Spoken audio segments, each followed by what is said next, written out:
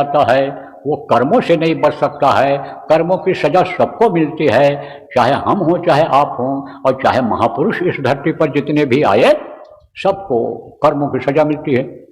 अब दूसरे के भी कर्म की सजा मिलती है और अपने भी कर्म की सजा मिलती है। कैसे बता दें? जैसे कोई जवान आदमी के लैट्रिन हो जाए, खाता दबाता चला जाएगा तो मल अपने आप निकल जाएगा, पेशाब अपने आप निकल जाता है। जब ज़्यादा हो जाता है रुक नहीं पाता है तब। तो चाहे अपने पेशाब से और चाहे अपने लैट्रिन से कपड़ा गंदा हो और चाहे अपने बच्चे को गोद में उठा लो और वो छी करते तो गंदा होगा कि नहीं होगा?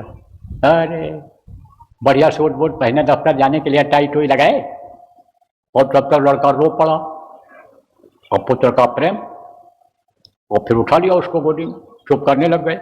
और जैसे चुप किया तैसे उसने क्या कर दिया, उसको तो लैट्रिन लगी थी और बोल पाता नहीं था कि हमको लैट्रिन करना है, और उसको जैसे उठाया तैसे लैट्रिन बाहर हो गई, तो सूट बूट सब खराब हो गया।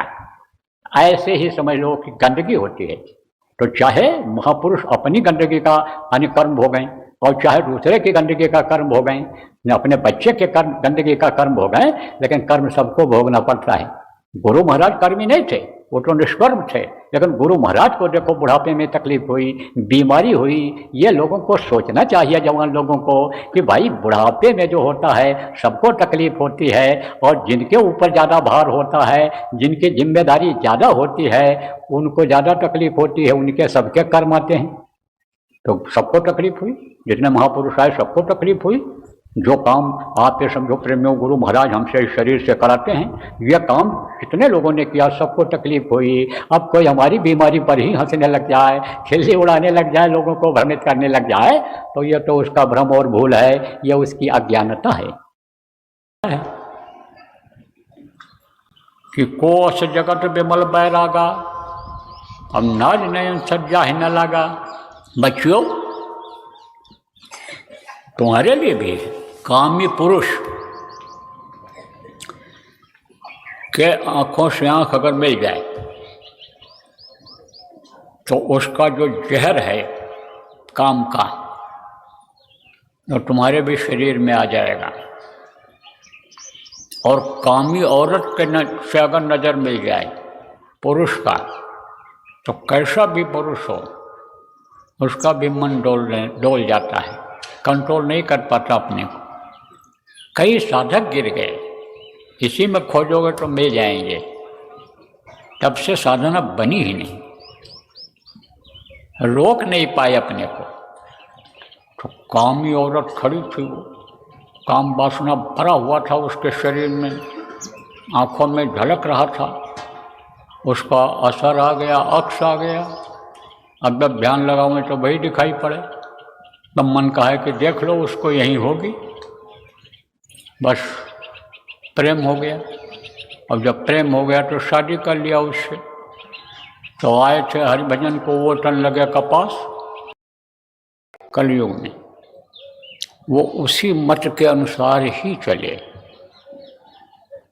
जो उस प्रभु का मत है, प्रभु की इच्छा है। तो प्रेमियों, यह सबसे ऊंची साधना है। इससे शरीर को चलाने वाली जो शक्ति जीवात्मा है, ये अपने मालिक के पास पहुंच जाती है।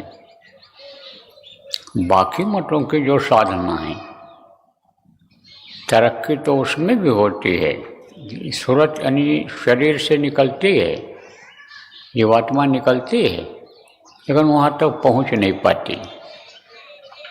क्यों? क्योंकि रास्ते में विघ्न है, बाधा है, रास्ता अच्छा नहीं है। लेकिन ये जो संत मत की साधना है, ये हर रास्ते से निकाल करके और हमेशा हमेशा के लिए जीवात्मा को अमर कर देती है। यह रास्ता अमर कर देता है।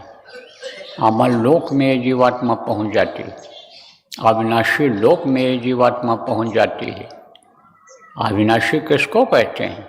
जो कभी नष्ट न हो, खत्म न हो। बाकी नीचे के जो ये हैं, ये खत्म हो जाते हैं, महाप्रलय में खत्म हो जाते हैं, बदलाव हो जाता है। तो इस समय पर हमारे गुरु महाराज जैसे संत ने इसको बहुत सरल बना दिया। उनके जाने के बाद भी सरलता लाई गई इसमें। अब इतना भी अगर आप न कर पाओ, जीव इतना भी न कर पाओ, तो फिर तो ये जिंदगी बेकार है। जो संत आए कलयुग, ऊना में कार्यक्रम है, हिमाचल प्रदेश में ऊना पड़ता है, और वहाँ करके फिर जाऊँगा पंजाब। आप सुन लो कि बेनीवाल में, देबूवाल में, और उसके बाद में फिर आपके मोगा में और बठिंडा में, वहाँ कार्यक्रम करके फिर राजस्थान के जिलों में लगा हुआ। उधर गंगानगर, बीकानेर, आपके जोधपुर, उधर आपके उधर लगा हुआ, साचौर वगैरह करके, जालोर जिला का साचौर है, वहाँ करके और फिर प्रवेश कर जाऊँगा गुजरात में। गुजरात में भी कई जगहों पर है, गांधीधाम, अहमदाबाद, जामनगर, आपके राजकोट और आपके भावनगर, वेरावल, उधर भी कई जगहों पर है। तो कार्यक्रम करने के लिए मैं जाऊँगा। वाले लगवाने वाले, मदद करने वाले, जगह आदि की व्यवस्था करने वाले, जगह जिसके पास है दे देने वाले, सबको फायदा होगा, सबको फायदा होगा।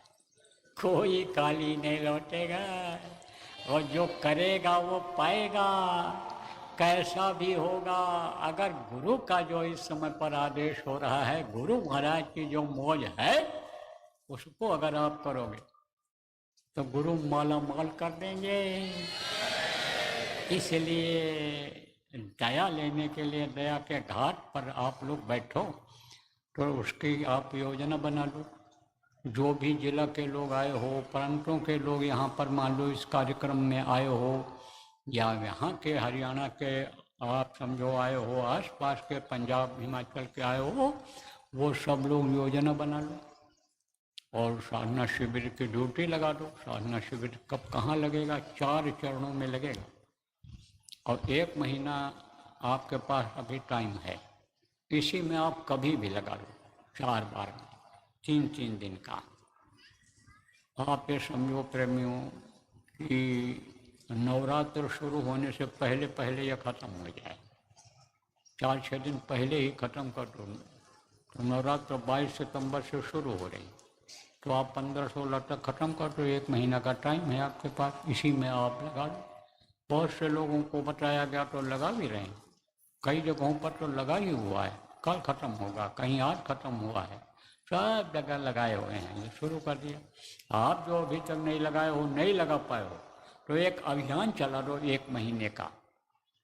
अगली पूर्णिमा जो आवे, कोशिश करो उससे पहले ख़त्म हो जाए, कि मान लो पूर्णिमा को ही कोई गुरु महाराज की मौज हो जाए, आदेश देने का कि अब इस काम में लगाओ, तो आप उस काम में लग जाओ, नहीं तो आपका यह अधूरा रह जाएगा। 1 महीना का टाइम है, आप ये समझो।